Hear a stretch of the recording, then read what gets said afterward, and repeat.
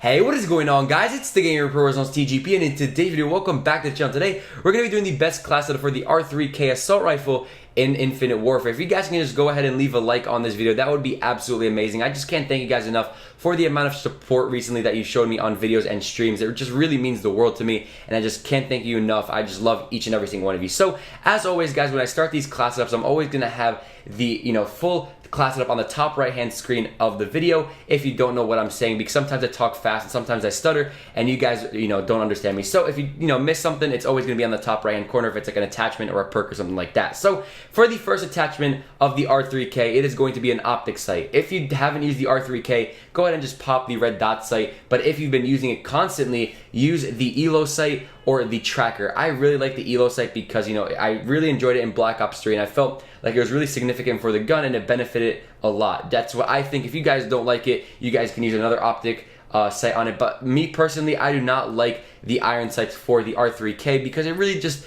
doesn't stand out to me. It really is hard to find enemies because it kind of reminds me of the Ripper from Ghost, if you guys have ever seen those iron sights. So that was the first attachment. Now for the second attachment, it is going to be quick draw. Now the reason I chose quick draw, and it's not only because it aim down sights quicker, it's because most of the assault rifles that I use, they aim down sights really slow, especially with this R3K. It feels like an LMG when I aim down sights, and I really like snapping onto that aim and getting the first maybe 1 or 2 bullets before they do if they don't have quick draw. I always like to do that, especially, it's life and death situation if you're in hardcore because, it's the first bullet and you're dead, especially with the R3K, and if you didn't know, it is a 3-round burst assault rifle. But now the third attachment is going to be stock, so you can maneuver from left to right while aiming down sights at the same speed as you are if you are hip firing. So I think that is just a huge benefit to your weapon because it just makes you move faster, and you can kind of confuse the enemy from going left to right, and they just have to keep using their stick. Not like that, they have to use their controller stick. But I use stock with pretty much almost every single gun in Black Ops 3, especially with assault rifles. Not so much SMGs because SMGs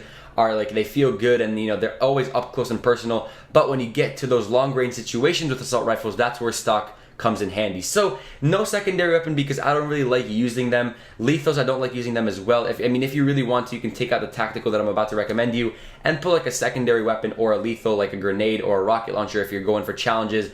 But I'm going to be putting the tactical. Now the reason that I put the dome shield, now if you don't know what this is actually when you enable it, it does a shield around you that protects you from all projectiles. Now this is probably the most useful thing ever. I think it's a bit OP though, especially in hardcore, because you can go ahead and just throw that on the domination flag and it can last for a good, I would say, 5 seconds if the people are shooting at you. Not, if the whole team is shooting at the shield, it's probably going to go down in like 2 seconds. But if you have one person shooting at you, the best strategy is throwing that down, and then when they least expect it, get out of the shield and shoot them, because you can't shoot in the shield and they can shoot at you. So it's pretty much just like a surrounding kind of shield, I guess. Again, I always say that for like the 5th time already, but that's what it is. It surrounds you and it just protects you when you're on the flag. It doesn't last for super long even if they don't shoot it, but it's super helpful, and even when you're damaged, you're going to be able to just throw that down and it's going to protect you for around 5 seconds, and that's just an insane amount of time for you to heal, honestly, because it usually takes between 2 to 3 seconds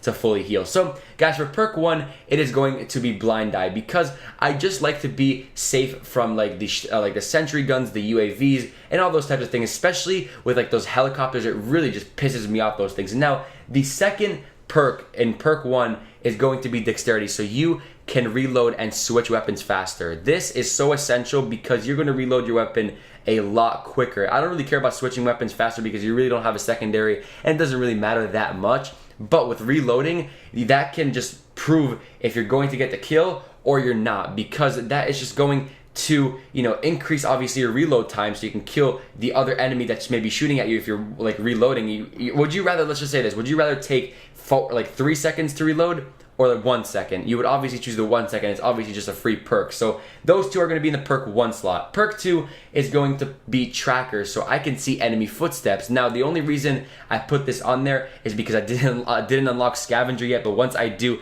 that's going to be the essential perk. But if you don't have scavenger unlocked yet, just like me, use tracker because it's super helpful by tracking enemies if you lost them and if they're trying to run away from you. You can always see the footsteps. This is exactly just like in Black Ops 3. It works the same exact way. So now for the last perk, perk, it is going to be gung-ho, so you can shoot and run at the same time. And you don't want to run and then an enemy surprises you, especially in hardcore, because you die super quickly. And if you can get that snap-on aim while you're running, it's just perfect. But anyways, guys, that's pretty much been the class setup. I hope that you enjoyed it. If you did, go ahead and use it. Try it out for yourselves. I guarantee you that you will do good. If you don't be so aggressive with this weapon unless you have really good aim, because this is a 3-shot kill. 2, if you just hit all 3 bullets, so that means 1 burst, which is awesome. But don't go rushing into domination flags when there's like 4 people in there, because you're probably not going to get all 4. So I hope you guys enjoyed this video. If you did, don't forget to hit that subscribe button down below if you're new. Thank you all so much for watching, and as always, guys, I will see you in the next one. I lost my voice there again, but it's all good. Peace out, guys.